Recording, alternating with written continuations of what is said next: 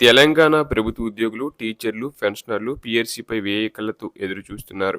ముఖ్యంగా రెండో వేతన సవరణ కమిషన్ ఎప్పుడు జరుగుతుందనే అంశంపై ఉద్యోగుల్లో తీవ్రంగా చర్చ నడుస్తుంది.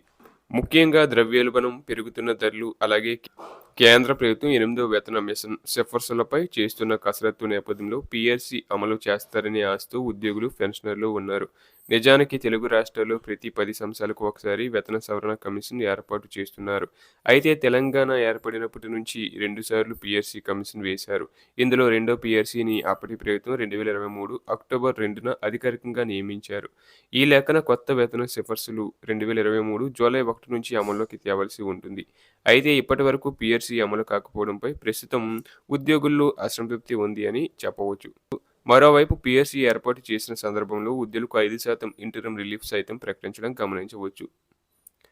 కాగా పీఆర్సీ నివేదిక సమర్పించే గడువును 6 నెలల పాటు పొడిగించిన నేపథ్యంలో 2026 సెప్టెంబర్ 30 వరకు కమిటీ నివేదిక ఇవ్వడానికి సమయం ఇచ్చింది. దీంతో ఉద్యోగుల్లో అసహనం పెరిగిందని ఉద్యోగ వర్గాల్లో చర్చ నడుస్తుంది. అయితే మొదటి తెలంగాణ పీఆర్సీ కమిషన్ 7.5% షిప్మెంట్ సిఫార్సు చేసినా అప్పటి ప్రభుత్వం 30% షిప్మెంట్ ప్రకటించారు.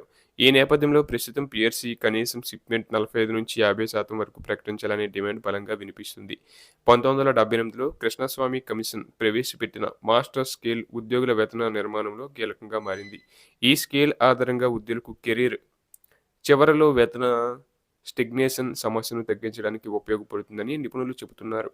ఇదిలా ఉంటే ప్రస్తుతం పెండింగ్లో ఉన్న డిఏ బకాయిలు పేరుకుపోవడంతో పాటు ఉద్యోగులు, పెన్షనర్లలో ప్రస్తుతం ఆందోళన మొదలైంది. ముఖ్యంగా పీఆర్సీలో హెచ్ఆర్ఏ తగ్గడంతో ఉద్యోగులు భారీగా నష్టపోయారు. ఈ నేపథ్యంలో పాత స్లాబ్లను పునరుద్ధరించాలనే డిమాండ్ ప్రస్తుతం బలంగా వినిపిస్తుంది. ఉద్యోగ సంఘాలు చేస్తున్న ప్రధానమైన డిమాండ్లలో షిప్మెంట్ పెంపుదలతో పాటు పెరిగిన హెచ్ఆర్ఏ, పెండింగ్ డిఏల విడుదలతో పాటు పీఆర్సీ నివేదికను కూడా అమలు చేయాలని ఉద్యోగ సంఘాలు బలంగా డిమాండ్ చేస్తున్నాయి.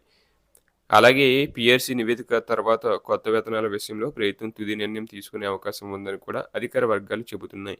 అయితే మరోవైపు ఉద్యోగుల వేతన సవరణ విషయంలో కర్ణాటక తరహా విధానం అమలు చేయడానికి తెలంగాణ ప్రభుత్వం పరిశీలన చేస్తున్నట్లు కూడా వార్తలు వస్తున్నాయి.